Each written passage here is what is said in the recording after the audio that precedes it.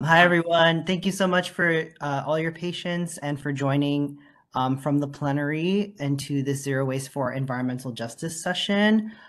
We have four amazing speakers who will be talking a lot more in depth about how zero waste is affected or relates to environmental justice. These concepts seem to always be sort of like seen as like separate, or that like people movements don't really have much to do with zero waste. But this session will demonstrate the contrary.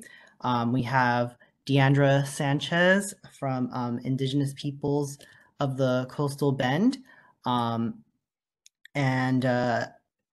Kearney Warren from Energy Justice Network, Mike Ewall as well as Elida Castillo from Chispa, Texas. Super excited to have everybody. And yeah, I'll start it off with Deandra and take it away.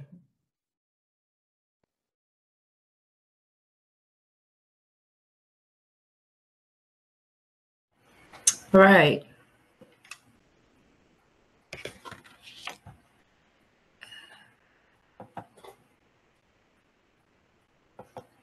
Okay. Can you guys hear me? Okay, good. All right. Well, my name is Deandra Sanchez. My pronouns are they, them. I do Indigenous youth organizing and communication with the Indigenous peoples of the Coastal Bend. I'm a descendant of the Kwankwah people and a descendant of the Lipan Apache from so-called Corpus Christi, Texas. Can we move to the, am I supposed to say next slide? Okay, thank you. What is environmental justice? Environmental justice is a social movement to address the unfair exposure of poor and marginalized communities to harms associated with resource extraction, hazardous waste, and other land uses. Next slide, please. Why does environmental justice exist? Well, there's a lot of injustice. It mostly happens often in BIPOC and low-income fence-line communities. EJ is not only protecting people from industries, but also to protect water, air, and land from them as well. As an organization, we try to protect sacred lands, the Gulf Coast of Mexico, and communities affected by these industries that exist and are connected to frack gas. Like Cheniere, Enbridge, Flint Hills, Exxon, SABIC, and all of these industries are in my homeland, Corpus Christi. Next slide, please. What is fracking? The process of injecting liquid at high pressure into subterranean rocks, boreholes, etc., so as to force open existing cracks and extract oil and gas that is later processed into LNG. I know you guys have heard about what happened at the Permian Basin. It was an earthquake, and that was caused from fracking.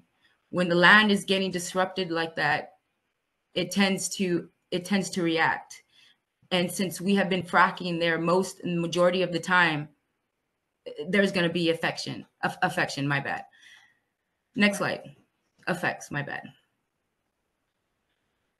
What is LNG?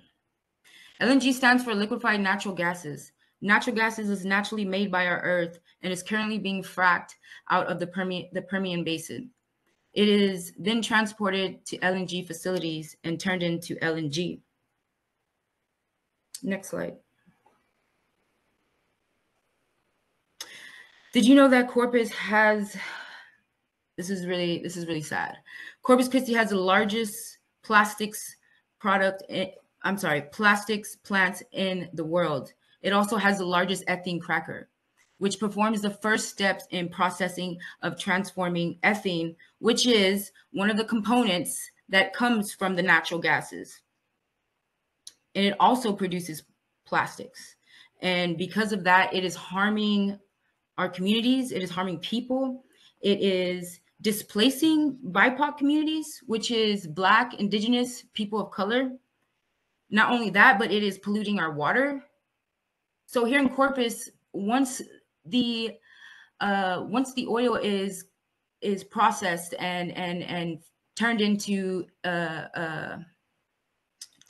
ethane, it creates these plastic pellets, and we ship that out. Okay, and not only, like I said, does it pollute the air and the water, it also destructs the land. It disturbs the land. Go ahead, next slide. Just transition lifestyle. Next slide. Going zero waste. Going zero waste will start the transformation of our planet by using less or not at all products that the fossil fuel industry produce, when we can then start the transition together. Next slide, please. 5 concepts of zero waste.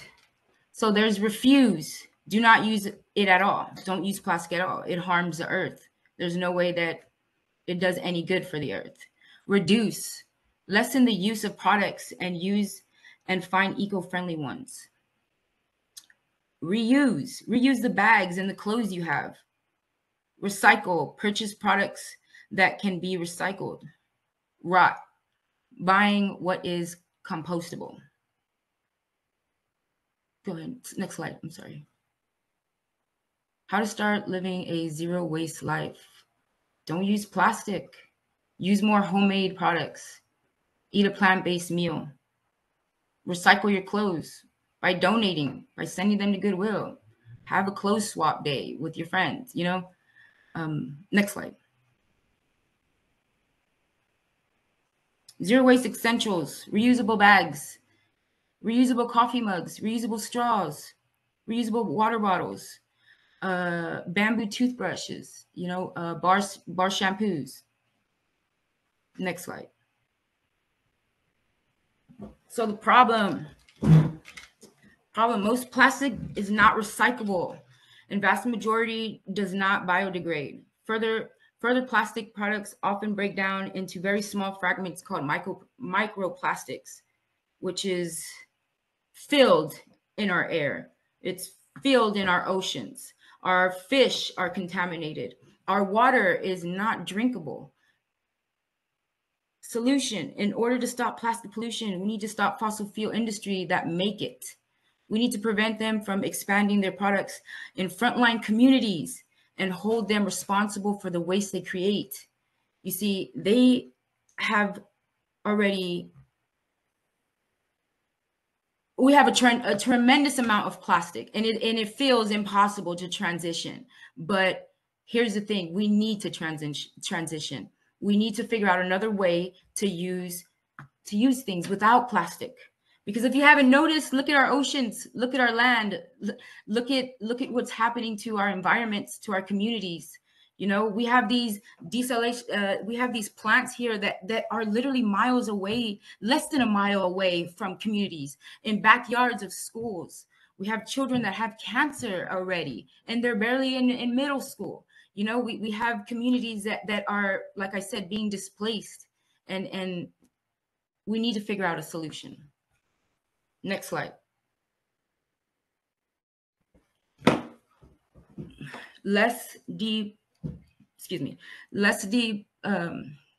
Sorry, I'm getting a little nervous. Oh my God, I'm sorry. Less disposable. I'm sorry, my tongue and everything is getting all cut. More degradable. You're doing great. I'm sorry, something popped up. Give me okay. In our indigenous group uses a lot of degradables. We use food scraps, untreated wood, and many other items like newspaper, eco-friendly paper products, cardboard, paper straws, plates, cups. All of these items biodegrade fairly easily throughout a very different pace and without much risk of their component parts. You see, this would be very, very helpful, not only for us, but for the environment. You see, because plastic doesn't degrade like Doesn't degrade at all. It just stays, and it looks horrible, and it destroys lands, you know? Next slide. Be aware of your own impact. Okay. We have invested a lot in plastic, and it's something that we truly need to stand back and look at what's really going on and how it's destroying our lands, how it's destroying our water. And I can't stress this out enough. Our water, our land, our air. We breathe this air. We need this air for the next generations to come. We need this water for the next generations to come. And if it's not, you see, and here's the thing, I heard something by 2050, there's going to be way more plastic than there is fish. I can't wrap that around my head, because that's just totally messed up. That's way far beyond. We shouldn't even have gotten to this level, because one, what are we going to have left for our children? What are we going to have left for them? And are they going to be ready for no water? Are they going to be ready for no soil to grow fruits, vegetables? Like, we really have to think about what we need to do for the next generations to come. And if we don't start, I'm warning you as an indigenous person of the lands of Corpus Christi, of the Gulf Coast of Mexico. If the Gulf Coast of Mexico crumbles, be prepared, because everything else will crumble after that. What you need to understand is that the Gulf Coast plays a big role in a lot of other coasts along the Gulf Coast. It's important for the fish. It's important. It also has weather patterns. This is something that we need to really look at, because I'm telling you, I feel it in my bones. I feel it in my stomach. I'm really connected to the land. I'm connected to the water. I'm connected to every living thing here in Corpus. And when I say that things are not looking good down here, we need transition. We need to make something happen, because I'm telling you, we're not going to have a Gulf Coast by 2050. Okay. And if that goes, like I said, be prepared for everything else to crumble. Start preparing your kids. If you're going to choose not to do anything, start preparing your kids for survival. And one last thing I want to share before I end this. At the end of the day, we are the consumers, and we know what we want, and we want transition. So let's make it happen. Not for you and me, but for your children, for your grandchildren, for your nieces and nephews, for the next generation to come. Thank you so much, Deandra. Thank you. Let's give it away for Deandra for reminding us to, be mindful and maybe even rethink our strategies around the expansion of oil production and gas production. So with that, I'm going to transition us to Kearney Warren, who is an organizer with the Energy Justice. And yeah, they're going to talk a little bit more about environmental racism and what that is, because it is a little bit different than environmental justice. And it's really important to know the differences between those things. And these are sort of heavy topics, so I do want to just take a moment for folks to breathe for a second. But just a reminder that communities that are system impacted are not just making it up or anything like that. But I'll pass it off to Kearney and take a deep breath. Thank you, Dennis. Yes. Thank you, Deandra, for you did such a wonderful job explaining zero waste. And so, as myself being a frontline community member, as well as a member of the Pennsylvania Department of Health Health Equity Action Team, and being the Philadelphia area environmental justice organizer for Energy Justice Network, I will discuss the connections between environmental racism, incineration, and the cumulative health effects and health outcomes, which makes moving toward a zero waste lifestyle and community a critical and beneficial action. The environmental justice movement is recognizing the need to de-silo environmental justice, in that it means more than just clean air and clean water when speaking about the communities impacted the most. My hope is that you will understand how various systems in our country impact environmental justice in overburdened and disinvested communities. And we are all connected because air pollution isn't stagnant. It travels with the wind. Next slide.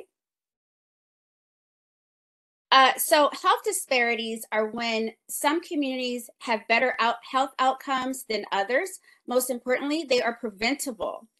They are direct results of social and political determinants. So as you can see here, political determinants of health are involved the systemic process of structuring relationships, distributing resources, and administering power, operating simultaneously in ways that mutually reinforce or influence one another to shape opportunities that either advance health equity or exacerbate health inequities. And they are formed through voting, our government, and policies.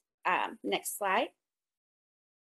Social determinants of health are the conditions where people are born, grow, work, and live. Also, the systems shaping the conditions of daily life, which include economic policies and systems, development agendas, social norms, social policies, and political systems. Next slide. These are a list of social determinants to health. One main factor is the social economic status, which relates to a person's ability to access resources, financial, social, and cultural. Next slide. This picture here is in a community in the city where I live. As you can see, there's a smokestack there. And this is on a neighborhood, a residential neighborhood block, okay? Environmental racism is rooted in the systemic processes of white supremacy, colonization, capitalism and greed, and patriarchy, culminating in the racist practices of redlining. Chester, where I live, is a frontline, overburdened environmental justice community. And we have 2 incinerators in this area in Chester. Most recently, there is a proposed project to bring a Penn LNG export terminal to this same area. The 2 incinerators that we have are Delcora's sewage sludge incinerator, and this, what we're looking at right here, is Covanta Delaware Valley Municipal Waste Incinerator, which is the largest in our country. It burns up to 3,500 tons of waste per day, and it operates with the fewest air pollution controls.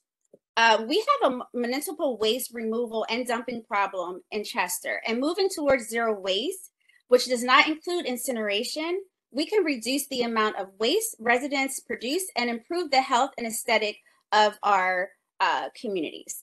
Next slide. Covanta incinerator is a top air polluter. It is the #1 air polluter in Chester City. And again, air pollution is not stagnant. It travels with the wind. Next slide. So this is really important when we talk about incineration and environmental racism.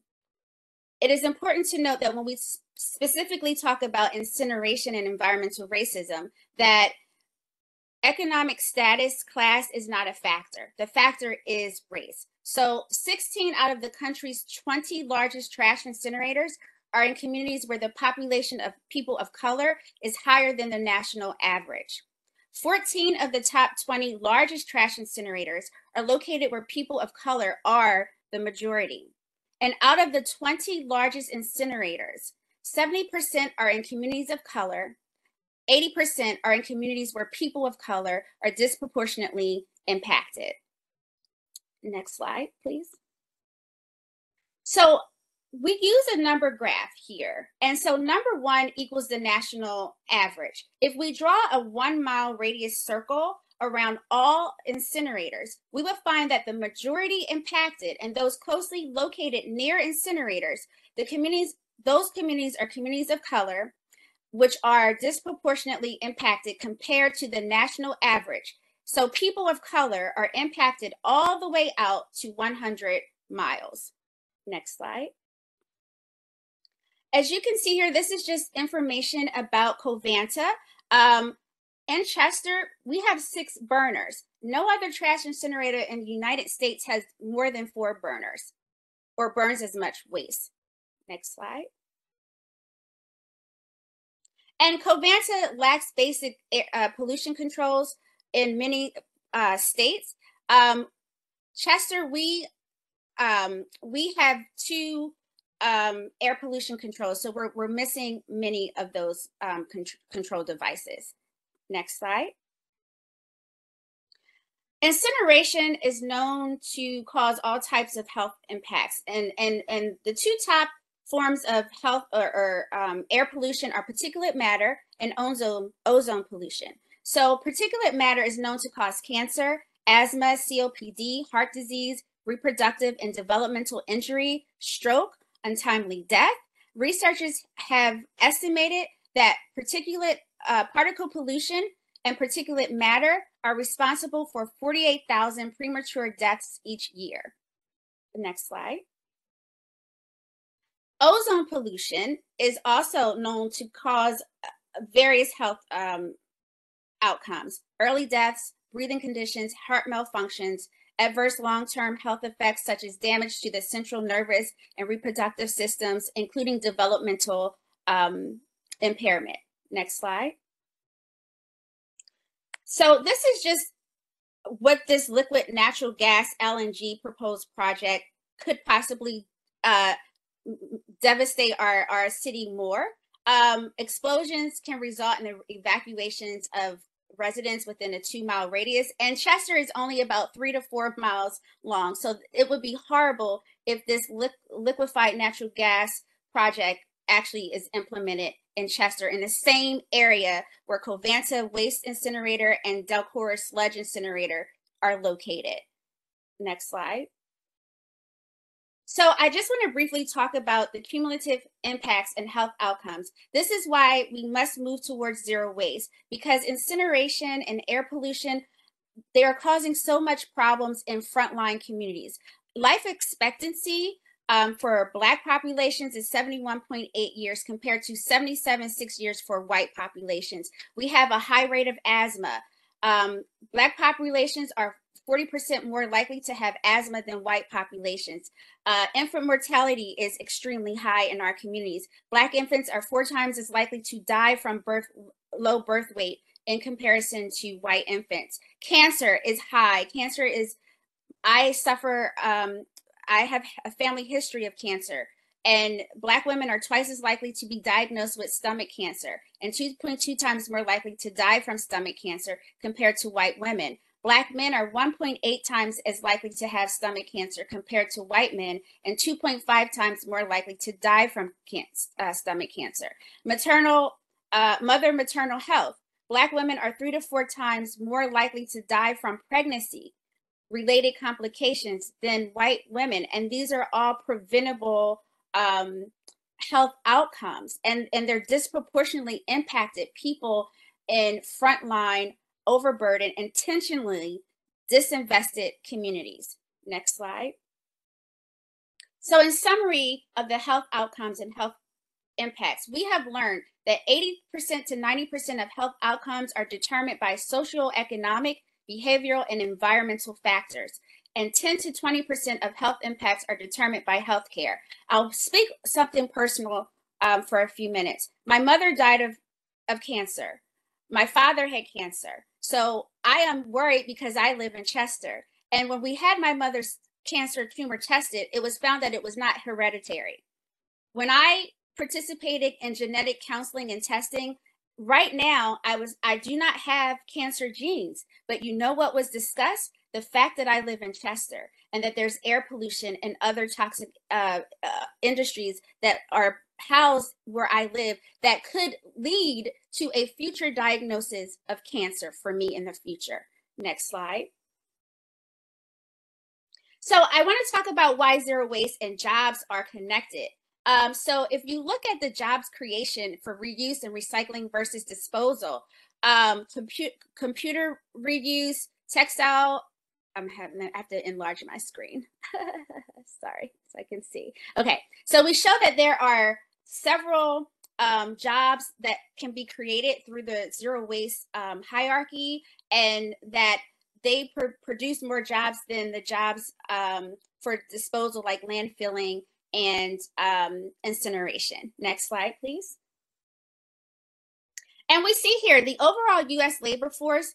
The gray is for Black Americans, and we see that 65% of others are in a job force, and 35% of Black Americans are in a job force in the United States. And we look at the clean energy workforce, zero waste jobs, green technologies. We see that only 13% of Black people and people of color are engaged in green technology, zero waste types jobs. So there is definitely a opportunity there for people like me to get involved. Next slide. And this graph here, we looked at the lowest of each sector of green technologies across 15 different sectors, and we compared it to the per capita of jobs in Chester, and we learned that out of the 15 different sectors of the lowest income, all of them were higher than the per capita in Chester. Chester is the red at the top. So there's an opportunity there for communities like mine. Next slide. Is that the end? Okay, so that's the end. So moving away from single-use products and towards zero waste and a circular economy will allow our communities to thrive, and many of our ancestors have participated in zero waste in the past.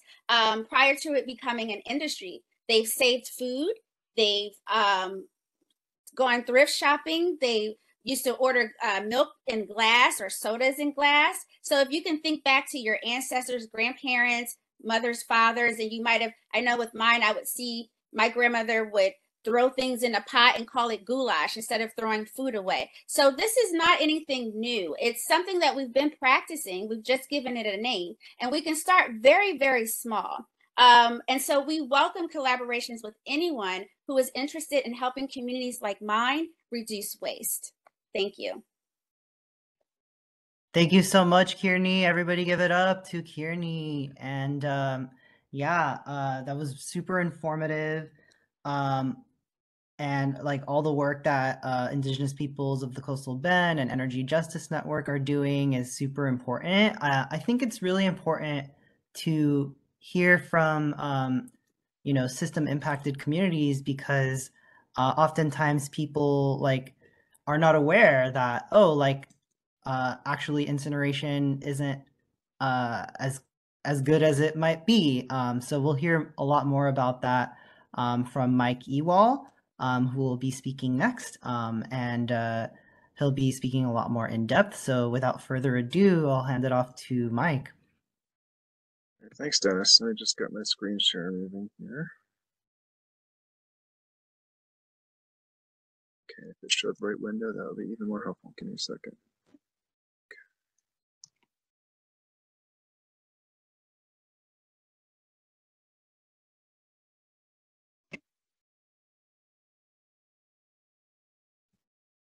Okay, is that full screen now? Is that showing up right? Awesome, cool. All right, so hi everyone. My name is Mike Ewall. I'm the founder and director of Energy Justice Network. I have the pleasure of working with Kearney, and I live in Philadelphia, where our group is based, and we work with communities around the country to fight off dirty energy and waste facilities with a large focus on biomass and waste incineration. This is where you can find a lot of information on our website. Go to energyjustice.net/incineration. You'll find some of the latest fact sheets and reports up at the top. So a lot more of the stuff you see here, you can get in more detail on our website. And we also have a mapping project, and this shows that there's a bit of a trend when looking at the layer we have for trash incinerators. of where they are. They're basically the mid-Atlantic, Northeast, plus Florida and Minnesota, and a sprinkling of others around the country. So I happen to live in the middle of the worst cluster of trash incinerators and the worst cluster of sewage sludge incinerators, which is the Philadelphia area. We've got 5 trash and 6 sewage sludge incinerators surrounding my city, which is the poorest big city in the country with one of the highest incidents. It was #1 in the past decade in cancer, and consistently is the top 10 city in terms of being an asthma capital. So this strikes close to home for me. 4 of the 5 homes I know on my block have someone in them living with cancer, including my own. So this is a passion for me to get all these shut down, because these incinerators surrounding our city are all among the 5 trash incinerators are among the top 7 industrial air polluters in the county surrounding and in Philadelphia. So it's not like they're small factors, they're up there with oil refineries. Now, the trash incinerators in the US, thankfully, are going away. We've been beating them up for so many years. We've stopped hundreds of proposals, and they are shutting down, partially because of activism, partially because of economics, and they're aging. So we're down to 68. There are 3 that closed this year alone. So there are now 68 officially left, and my personal mission is to help make sure we get all the rest of them closed in the next decade, hopefully, if we can. Now, they are aging, like I said. The average lifespan of the 48 that closed since 2000 was just 24 years, and yet most of them are in their 30s, some are even now in their 40s. And despite hundreds of attempts to build new ones, they have not managed to build a new one at a new site since 1995, although they did sneak one into West Palm Beach, Florida, right next to an existing one. It's the only new one in the country, and it's about 7 years old right now. And there are threats of new ones in Florida now that Governor DeSantis signed a bill that basically throws hundreds of millions of dollars at this industry to help expand existing ones and build new ones. So that's the only place where we might see new ones actually happening because of these massive subsidies. Now, I've made the case that incineration is the most polluting and expensive way to manage waste or to make energy. And I'll walk through a few of the slides relating to that. And one of them is on the energy perspective. We all think of coal as the dirtiest thing that there is, and is definitely filthy. But trash incineration is even worse. And if you look at the data, the latest data we've crunched from the national level, you'll see that on most of the pollutants, compared to coal per unit of energy, so it's an equal comparison, they're far worse to burn trash than to burn coal. There are a couple of things you'll see that coal is worse on, but for the most part, the very toxic pollutants, global warming pollutants, other pollutants are going to be worse from burning trash. And it's not just us as an activist group crunching EPA data, but the state government of New York found the same thing. They looked at this. This is back in 2011 when they still had 8 coal plants in the state. They're all shut down, but the 10 trash incinerators there are still running. And they found that except for sulfur dioxide, the trash incinerators were all dirtier than the coal plants that they have at the time. But the state is still trying to keep them open, even though they shut all their coal plants down. On global warming, the incinerator industry pretends that they're a climate solution, yet in fact, they're about 65% worse than coal for the climate. And there are a lot of creative accounting tricks that they use to say that some of those emissions, the biogenic fraction doesn't count. And they like to subtract everything they can by saying we're just placing fossil fuels, even when most of them are not. They're mostly competing with clean energy under renewable energy laws. But they do all kinds of creative accounting tricks to say they're a climate solution, when in fact they're the worst technology we've studied in terms of climate emissions of anything you can burn for energy. Now, let's compare landfills to incinerators, because that's really what it comes down to when we're talking about where should we send our waste for those things that we have not yet gotten to not be waste. And really the issue is not just landfills versus incinerators, it's landfill versus incinerators and ash landfills, because you don't get away from landfills with incinerators, you just get smaller, more toxic landfills with ash. For every 100 tons of trash you burn, you get about 30 tons of this fine toxic ash that usually goes to landfills. If it doesn't, it's doing something even less responsible, like building roads in Florida. But usually it'll go and get dumped in a landfill, and it makes them more dangerous because it has a higher surface area. So you have rainwater go through it, you pick up more toxic things and let them get to the groundwater. So we worked on a study to see which things are worse, landfills or incinerators, and looked at 9 different environmental criteria, plus a number of, separately we looked at economic and environmental justice criteria. And we used the best life cycle assessment tool that's out there. I believe Dr. Morris is in the audience, so thank you for being here. He's the one that invented MEBCalc, which is the Monetizing Environmental Benefits Calculator. And that is the only life cycle assessment tool that can look at all these 9 different criteria at once and combine it and look at it holistically. So you can basically put it in one chart and see how they compare. And what we found when we used this in a study we did for Montgomery County, Maryland, where they are trying to shut down their county-owned trash incinerator. The county itself is working with us to do that. And we compared to landfills, even if they have to ship it hundreds of miles away to get to a landfill, we found that on global warming in blue, it's about twice as bad as landfills. And if you add in all the things that cause heart attacks and strokes, like the red part, the particulate matter, the parts that cause asthma in green, the smog, which is nitrogen oxides, the cancers and other impacts, it's a little over 3 times worse to incinerate close to home than to even truck it hundreds of miles to reach a landfill. And in terms of transportation, there's a lot of misunderstanding out there that people think, well, diesel trucks are so terrible. If we have to truck it so far, that's worse, right?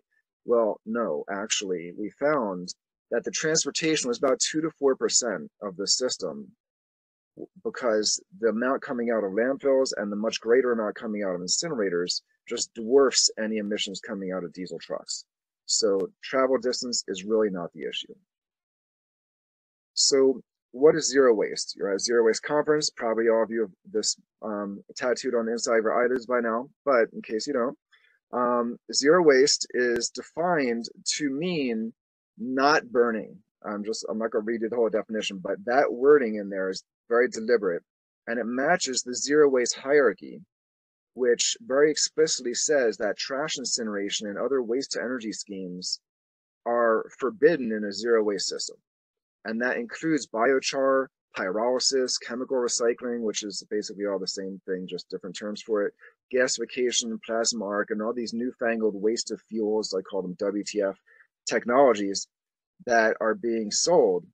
These are considered unacceptable in a zero waste system. The backstop is landfilling after you do all the upstream things and make sure that you biologically stabilize the waste so that's not going to be gassy and stinky in a landfill. That is the best way to manage waste in a nutshell.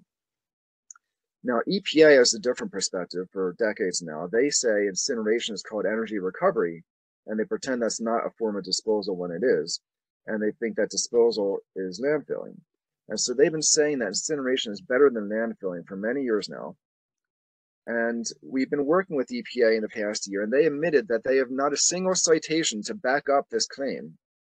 And they're willing to revisit it. And so now if you look at their hierarchy, you'll see this little disclaimer at the bottom that says that they're revisiting this based on the latest available data. And part of this is also the process of us pushing on EPA from the direction of the Council on Environmental Quality under the White House.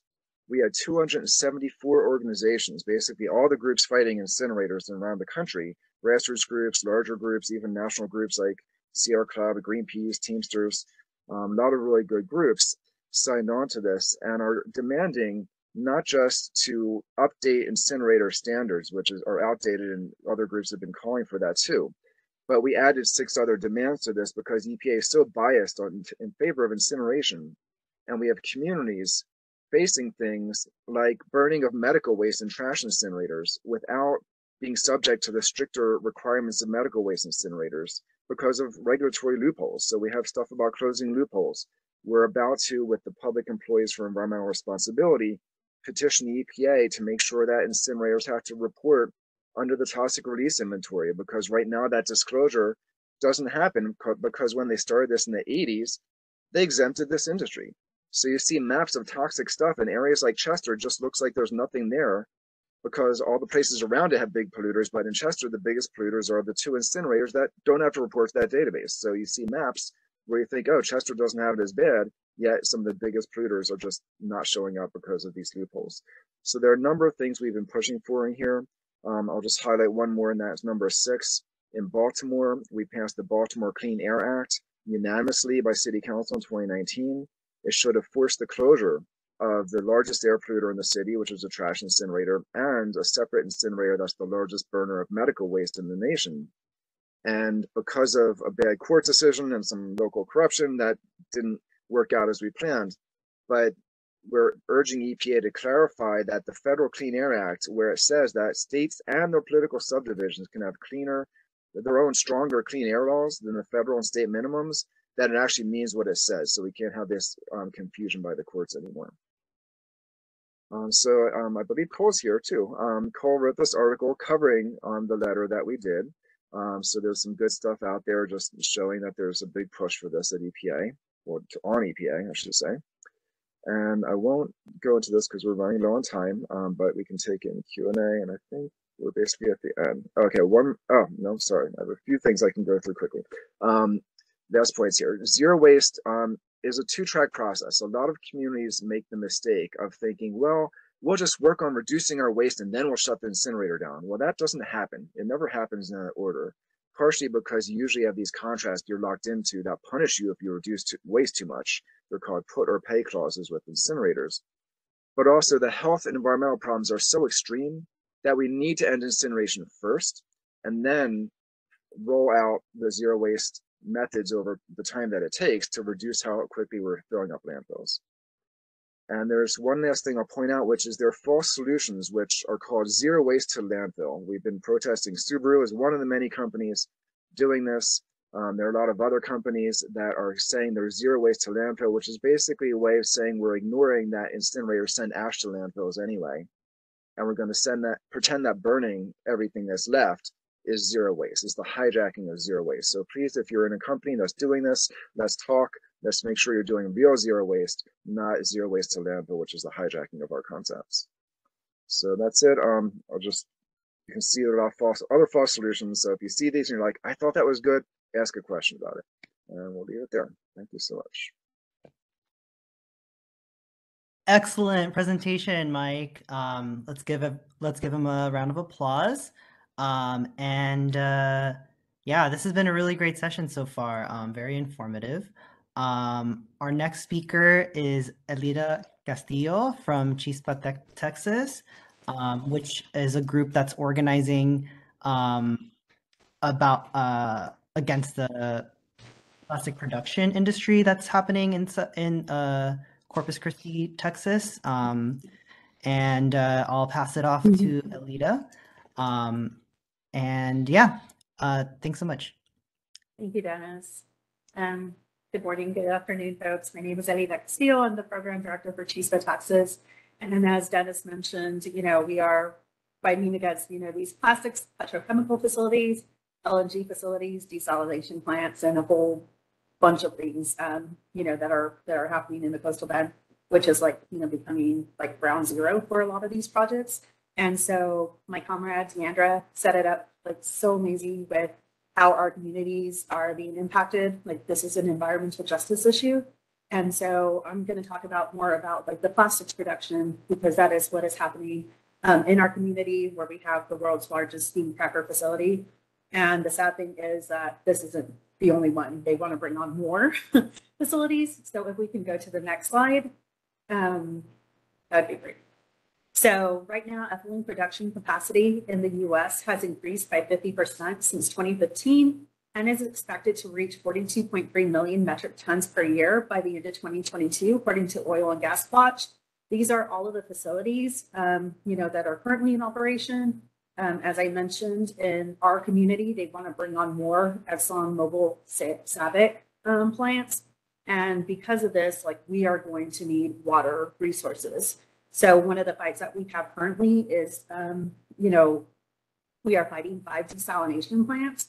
So we can go to the next slide. I want to show, what that looks like. Right now, as I mentioned, ExxonMobil SABIC, which is what is in my background, this is the way this looks whenever that ground flare is activated. They have 2 smokestacks, and they have this ground flare, which they lovingly, call the barbecue pit. They say what is produced through this flare is no more harmful than your regular everyday backyard barbecue pit. And so they don't disclose to the community what impacts is happening to our health, what's happening to our environment, what emissions are occurring from this flare. We are none the wiser of what is happening there. So we can go to the next slide. This is Gulf Coast Growth Ventures. This uses about 20 million gallons of water per day, which is rapidly depleting our water supply to produce plastics, or nurdles, which are components in the creation of plastic products. Some of the emissions are carbon monoxide, ethylene, NOx, propane, benzene, sulfur dioxide, volatile organic compounds, and PM 2.5. And, they also have approval for some of this wastewater effluent to go into our bay, which is where we have, some precious like estuaries. It's our aquatic ecosystem, which is like the lifeblood of our communities. The bay is where people go to recreate, they go to fish. Some people, this is what sustains them. Like being able to fish and catch that is like their only meal of the day. And we have this effluent from this plastics facility, from the LNG facility that, Dee spoke about earlier, and a lot of these like crude oil refineries that we have in our communities. So we could go to the next slide. Sorry. So you might want to, you might ask yourself, well, why didn't the community like fight back against this? How did this get built in your community? And so I am sharing with you what a marketing firm that was hired by ExxonMobil SABIC or Gulf Coast Growth Ventures put together before the project got approval. This is something that they do very well in the community. They do a landscape analysis, and then they go and they find like targets on how they can, curry favor in the community and how they can get support from elected officials and community members. So this is just their project overview on what this plastics facility was going to look like. And if we could go to the next slide. This is, the project map. If you see the Inner Harbor and La Quinta terminals, these are actual sites where they have current desalination plants, proposed to be built. And as I mentioned earlier, ExxonMobil SABIC, or Gulf Coast Growth Ventures, uses 20 million gallons of water per day. So this is why like zero waste is important, because water is important to us. And if we could go to the next slide. This is like some of the studies that this marketing firm did. They went and they found out like what were some of the things that people were talking about. Like they didn't want this in their backyard. There were the safety concerns. This facility is built a mile away from the high school and an middle school. So this is where you have, football is big in Texas. This is where you have like Friday night lights. And sometimes when you have a football game, you can see this flare going on at night. And it looks, it's something that we call, Mount Doom. And, Dee spoke about Cheniere LNG, that is what, some of the locals call like the Eye of Sauron or Motel 6, because they keep the light on because of how much they flare in our communities. So, these are some of the things that they have. Like we have enough concentration and we have like an overburdened community. As I mentioned, we have this plastics plant now, we have LNG facilities, crude oil refineries, we have a steel mill now, we have iron ore factory. There's a lot happening like in the coastal bend. So these were some of the issues that this marketing firm targeted. And then they found like solutions on how they could get favor from the community. If we go to the next slide. So this is what the San Patricio County overview was. They said it was likely supportive of the project. They had to ensure that the environmental, activities that were happening in Corpus Christi didn't migrate over the bridge. They said if we, show like that we're going to be investing in the community. If we give money to the local organizations, if we go and we volunteer in the community, if we do all of these things, then we could get support for this project in our community. And so when you live in an area that by design has been so, disinvested, like, they have taken away opportunities from us because they want us to be solely dependent on these industries. And, unfortunately, they're telling us, well, if you don't like it, you can move. And that is not an issue. Like, my parents are both passed and they are buried in Taft, where I was born and raised. And, this is where our roots are. So when you have like facilities like this coming into your community and saying, well, we give all of this to your organizations, we donate like so much money, we have like volunteer hours, we go to the schools and we support your schools, but they don't talk about the harms that they are inflicting on us, and as Dee mentioned, future generations, our kids are breathing in this air. And in my town, like, and in Corpus, like, we can't even drink the water because it's so highly chlorinated because they had to find other sources of water. And then to disinfect it, they put excessive amounts of chlorine. And so there are many times that we have like water boil notices, or, they tell us, well, you have to drink bottled water because you can't drink the water out of your tap. So we could go to the next slide. This is just like the final thing on their review. What were some of the things that they could do? They can implement this Good Neighbor program that showed, all of the great things that they were going to do. They were going to focus on permitting. They were going to like have scholarships and show like how great they were and how good of a neighbor they call themselves. And if you go into our communities, you'll see that line repeated every day, from Chenier, from ExxonMobil Save from the steel facilities, from all of these, like they call themselves good neighbors because they're here to create jobs for us. And it's all about economic development. So we can go to the next slide. So what I spoke about earlier is like, this is a water issue. When we talk about plastics, it takes about 1.4 gallons of water to produce one typical single-use water or soda bottle. So for that 16-ounce bottle that you were drinking, it took 1.4 gallons of water to produce that. And so, as I mentioned, we have currently 5 proposed desalination plants to be built in the area. Of course, it's going to go in communities. One of them is they want to build in the Hillcrest neighborhood, which is our historic Black community where so many people have already been displaced because they built a bridge through there. They cut right through the community, and now they want to remove a buffer zone and build one of these desalination plants there. And so what they're going to do is like these proposed desalination plants would take 317 billion gallons of water from our bay per year. And then they want to put that brine discharge back into the bay system, which will increase salinity and will kill our ecosystem and will, and it's not just salty water discharge. We're talking about toxic metals. We're talking about chemicals, oil, like there's just so many things that is in this water already. And so when people go and fish, we are consuming all of this. So if we could go to the next slide. So this is how like desalination plants, like they are going to hurt our economy, which is dependent on fishing and tourism. But it's, like I said, it's by design. They want to remove all these opportunities because they want to make our area a complete industrial zone. So desalination plants will pollute our waterways with salty chemicals, heavy metals, and concentrated radioactivity. And then with this wastewater effluent that Gulf Coast Growth Ventures receive, they're able to throw this effluent back into the water. And so it's not completely like clean water that they are putting. There's nurdles that end up going back into our bay system. And those nurdles get consumed by fish and other animals, and then we consume that. So if we can go to the next slide.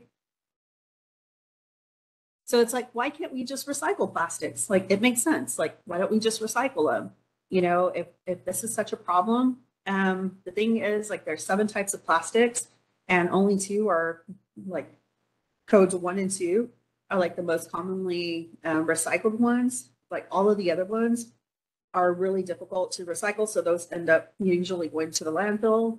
And, you know, recycling is too costly. So for them, you know, creating virgin plastics, which is, you know, things coming through minerals and stuff, being created there is more cost effective for these companies. 9% of our plastic actually gets recycled, but that number is actually closer to 5 to 9% now, because we can no longer ship our trash to China. Now we're sending it to like Indonesia and Malaysia, and, you know, we're passing our problems onto these other, you know, countries, and they're taking it because they want to stay in good favor with us, right? So you can't recycle items that are smaller than a credit card. So think of all your like 1 ounce bottles of hand sanitizer or toiletries or things of that nature. Those little ketchup packages, like those also impact our planet. And then there's plastic in everything. Chewing gum, I found out, has plastic. Cigarette butts have plastic. Tea bags have plastic. Our clothes are plastic. Our food has plastic in it. And then our bodies have plastic. Like microplastics have been found in our bloodstreams. And so plastic recycling is not a solution, because that is something that was offered by these same industries that are profiting from this practice. They said, well, you know what, our answer to this, you know, problem would be like, we can just recycle it. So we'll produce more things. And, you know, as Dean mentioned earlier, like LNG is affecting our community. We are exporting liquefied natural gas, and they're seeing that it's being used for producing energy in other countries. But we also know that it's being sent overseas because they want to produce plastics over there. So whenever you have like the culprit offering the solution, we should really look at, you know, maybe that really isn't the solution, because they're the only ones benefiting from it at the end of the day, while, you know, places like our communities, you know, who are stuck with these problems, where people don't have adequate health insurance, where, you know, we are being targeted by these industries. And so this isn't something that, you know, these aren't good neighbors for us, because they're not coming in here and doing this out of like their goodwill. They're also receiving billions of dollars in tax breaks. So Cheniere LNG receives over $1.4 billion in tax breaks for their practices. And then ExxonMobil SABIC, which is ExxonMobil and the Saudi Arabian royal family, they receive like almost, I think it was about over $200 million in tax breaks. You know, that's probably the low figure. And so it's like, we are sending our taxpayer money to these huge corporations that can afford to pay their fair share. So if you want to learn more about this, if we go to the next slide, you can follow Oil and Gas Watch, Coastal Alliance to Protect Our Environment, which CHISPA, Texas, Indigenous Peoples of the Coastal Bed, for the greater good. And so many of our allies are part of this, you know, so we can fight back against this. Texas Campaign for the Environment, we're a part of Desal Disaster, and we pavetheyprofit.com. And then, you know, we are in the holiday season. So Break Free from Plastic has like a really good guide on, you know, plastic-free holiday gifts. And, you know, just to take a dig at Texas, because, you know, our state is, you know, they don't regulate these industries. They allow these industries to self-report. You know, it says like, hey, Patrick, what am I? And then Patrick answers like a safe haven for corporate polluters. No, silly, I'm Texas. What's the difference? That is, you know, that is our everyday life and our everyday fight. So thank you for taking the time to listen and learn from us. And, you know, I'll pass it back to you, Dennis. I'm floored. Round of applause to Alita, all of our presenters. I asked some permission to see if we can stay for a few, for some questions. So we can do that. We are technically on break from 11 to 11:30. It's a sponsor showcase. And then we'll have the next presentations after that at noon, I believe. But if you want to stay for a few minutes for some questions, we're happy to take some for our panelists. And so yeah, one question that I saw, well, first I'll just say that I think it's really important to hear directly from communities that have these industries, because as Alita mentioned, they often frame themselves as good neighbors for providing jobs and things like that. But that is a truth, but it's also true that there are real health costs and environmental costs that are associated with having these heavy polluters in these industries. And it's also approved by the local government, federal government, state governments. And so that is the kind of like sort of definition of like environmental racism, where communities of color have all these facilities because it's the least sort of like quote unquote resistance. But really what I'm taking away from this is that no communities deserve to have health or their health or environment is compromised. So any questions at all that y'all want to take? I don't know if we can unmute folks. If anyone want to raise their hand or anything.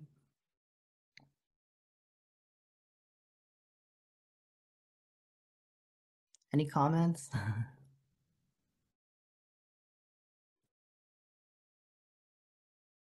One question that I saw from Alexa was, I would love to know how panelists would recommend educating industry members or members of companies on environmental justice, and what language should be emphasized or avoided, if anyone wants to take that. I can answer that. I put it in the chat, but what I shared was, one step is to stop ending greenwashing terms that Mike talked about, because that is what keeps the industry going, and it keeps those people who are not on the ground like we are confused as to what is really happening in the industry. And then the second important step is really having some type of dialogue through town halls, webinars, whatever, bringing in people who are on the ground, who are doing the work, people who are living in the communities that are most impacted, and hearing our stories and what we actually see and know to be real, our traditional knowledge versus book knowledge or what the industry is giving out. But hearing our stories from being on the ground, you can't deny what we're living through. You can't deny what we are experiencing every day. You can't deny what you see when you come through and take a toxic tour of Chester, where we have Covanta and Delcora and Kimberly Clark and all of these toxic producing industries in one area. So reaching out, being open to, if you really want environmental justice for all of us, you have to first seek out actual justice. And environmental justice is not in my backyard movement. It is a not in anyone's backyard movement. And so many of us operate out of sight, out of mind, and we have to get away from that, because again, like I said earlier, air pollution is not stagnant. It travels. And so we're all affected. Some of us are impacted the most because we live next door to these actual toxic companies, but we're all in this together.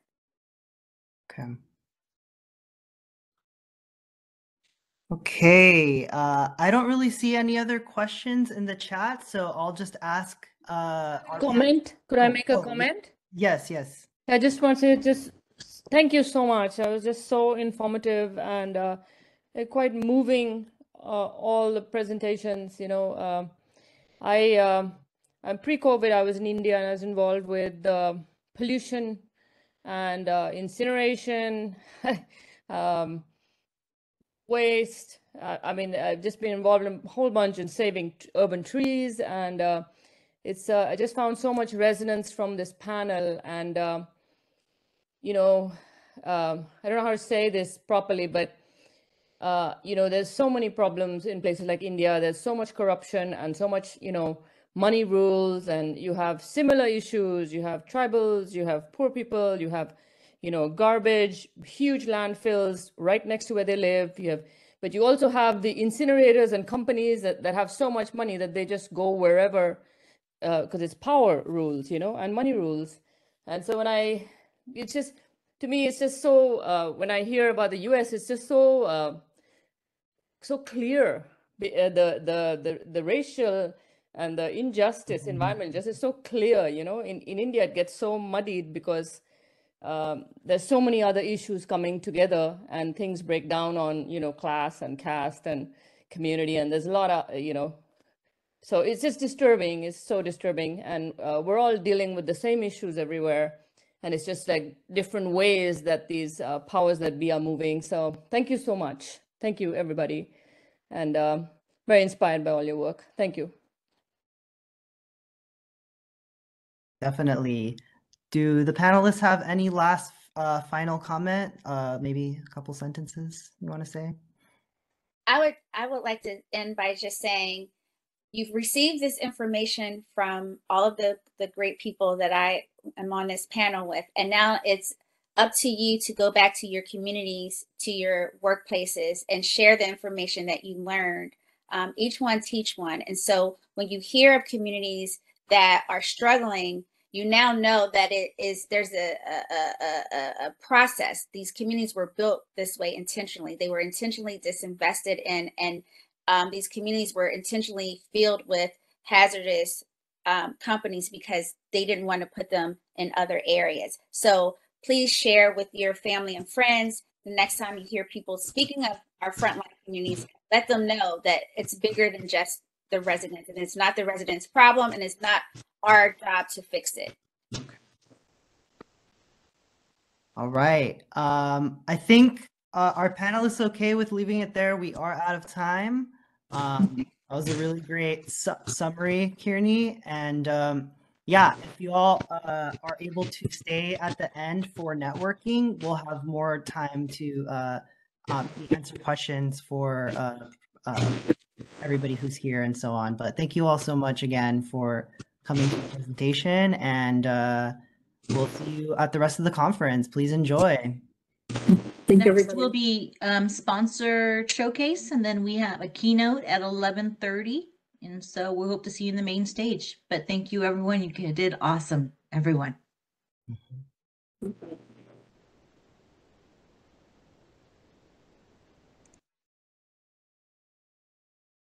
Okay. I don't want to keep anybody who's leaving, but I just had another comment, which is, the displacement caused by incinerators and these plants, and there's so many levels of people being displaced for illness, for and we don't have any accounting of that, whether people are moving from neighborhoods or leaving countries. And this is ongoing. Okay. It's hard to leave this panel because it was so good. Okay. I'm glad. Always hang out till the bloody end. So if anyone else has questions or comments, I'm happy to stick around and chat. I'm not sure. So shutting this down. If Laura, do you close this, or does everybody just leave, or like how? I do close it, Okay. but I don't usually close it. I don't close people out. I see. So we're supposed to follow the link, Laura, that you put in to get to the rest of the conference? Correct. Okay, thank you. No problem. Thank you, guys. Great job. Yep. Right, see you on the networking later. All right. Bye, everyone. Perfect. I'm just going to save.